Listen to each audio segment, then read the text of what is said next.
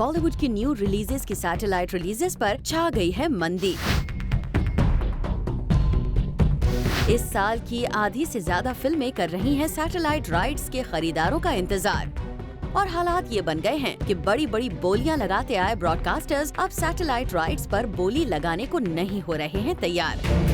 जी हाँ, अब तक बड़े पर्दे पर आकर फिल्मों ने जो कमाया वो तो कमाया ही, साथ ही ऊंचे दामों में अपने सैटेलाइट राइट्स बेचकर जमकर मुनाफा भी कमाया। लेकिन लगता है अब वो दिन लद गए जब बड़े बड़े स्टार्स का नाम देखकर टेलीविजन चैनल्स 40 से 50 करोड़ तक पे करके फिल्म्स के सैटेलाइट राइट्स खरीद लेते थे।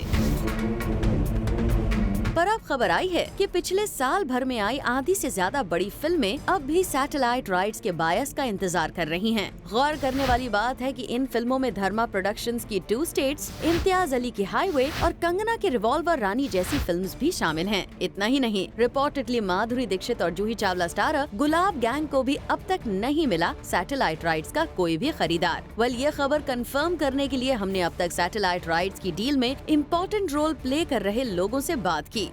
हम ले रहे हैं, हमारे जो रिक्वायरमेंट होती है और जो हमें समझ आती है कि हाँ it's a good product for satellite and of course negotiation में प्राइस अच्छी होनी चाहिए, तो we are buying the product. ये जितने बड़े स्टारों की फिल्म बनती है वो महंगी बनती है, जिसमें बड़ा फैक्टर होता है फ़ीस का और प्रोडक्शन से ज़्यादा फ़ीस देखा गया है, तो उसके लिए ब्रॉडकास्टरों पे प्रेशर आ रहा है और अभी स्लो डाउन की वजह से कहीं ना कहीं वो रीस्ट्रक्चर होगा और वो इंडस्ट्री के लिए और सबके लिए बेनिफिट में जाएगा।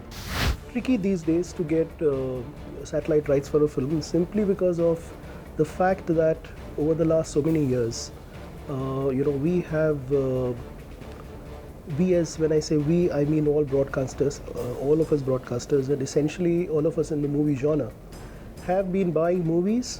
And we've been buying movies at a fairly exaggerated price, and basically the time now has come to make the correction. And all that we are seeing right now and all that we are going through basically is a process where everybody is asking for the correction. So it's not about movies not being in demand or filmmakers not being able to sell their films. It's just that broadcasters are now asking for the right price. Satellite right एक ऐसा चीज़ है ना, ये business है, कभी कम है कभी ज़्यादा है। आप फिल्म मेकिंग करते हैं, कभी म्यूज़िक मार्केट कम है कभी ज़्यादा है। सैटेलाइट वालों ने बहुत प्राइजेस दी थी, उनको लगता है एक पिक्चर चल जाए, if the movie does good will pay more and more take money. अभी उन्होंने थोड़ा रिस्क टेकिंग कम कर लिया, but again it is the right way कि बेचारा सैटेलाइट वाला अकेला क्यों मरे। अगर पिक्चर अच्छी नहीं चलती तो वाई विल यू पे the money which is bomb. Broadcasters की बातों से इतना इशारा तो मिल ही गया है कि पिछले कुछ सालों में सैटेलाइट राइट्स की डील को लेकर जो उत्पात चल रही थी उन बातों में वाकई दम था, क्योंकि पिछले साल से ये खबरें सुनाई देती रही हैं कि बड़े बड़े स्टार्स का नाम सुनकर जिन सैटेलाइट राइट्स की डील को लॉक किया गया, बाद में उनके बॉक्स ऑफिस फेलियर्स ने राइट्स खरीदने वाले चैनल्स को तगड़ा नुकसान दिलवाया। ऐसे में खबरें ये भी थीं कि इन डील्स में ऐसा क्लॉज ऐड किया जा रहा है जिनमें फिल्म के बॉक्स ऑफिस पर ना चलने पर बाद में सैटेलाइट राइट्स की कॉस्ट को रिव्यू किया जा सकेगा।